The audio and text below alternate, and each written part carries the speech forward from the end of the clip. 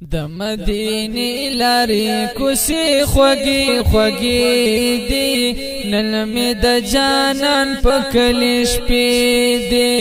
نن مې د جانان په کلي شپې دي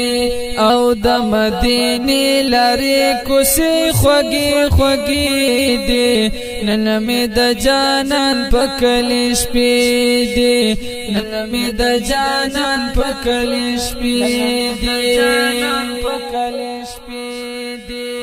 ورلا راغلی خوشالېږم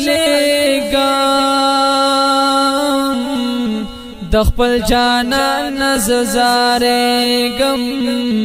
د خپل جانان نزارېږم ورلا راغلی خوشالېږم د خپل جانان نزارېږم د خپل جانان نزارېږم جنگلو دننا چې ورګوري تماشې دي نن مې د جانان په کلي شپې دي نن مې د جانان په کلي شپې دي او د مدینه لارې کوڅې خوږې خوږې دي نن مې د جانان په کلي شپې دي نن مې د جانان په کلي شپې دي ډېر په ادب په احترام شه درو شروع کړه په سلام شه درو شروع کړه په سلام شه ډېر په ادب په احترام شه درو شروع کړه په سلام شه درو شروع کړه په سلام شه ورلا راغلی د اسمان فرشتې دي نن مې د جانان په کلي شپې دي نن مې د جانان په کلي شپې دي او د مدینه لارې کوڅې خوږې خوږې دي نن مې د جانان په کلي شپې دي نن مې د جانان په کلي شپې دي او کوي سحر او مازیګر دي جنت نه خوږي هر منظر دي جنت نه خوږي هر منظر دي او کوي سحر او مازیګر دي جنت نه خوږي هر منظر دي جنت نه خوږي هر منظر دي زلا کوي د لوړې دنګې مولارې دي نن مې د جانان په کلي شپې دي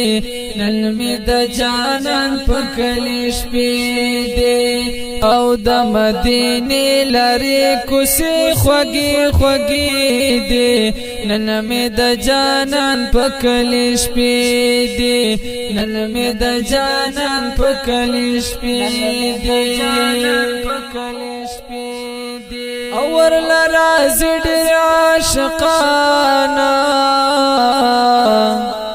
درود می وای په جانانا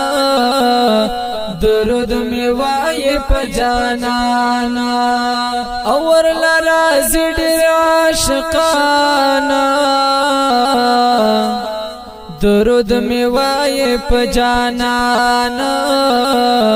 درود می وای په جانانا د هر مین چې په جړا سترګې سرې دي نن مې د جانان په کلي شپې دي نن مې د جانان په کلي شپې دي او د مدینه لارې کوڅې خوږې خوږې دي نن مې د جانان په کلي شپې دي نن مې د جانان په کلي شپې دي صدیق احمد سواتي یادېږم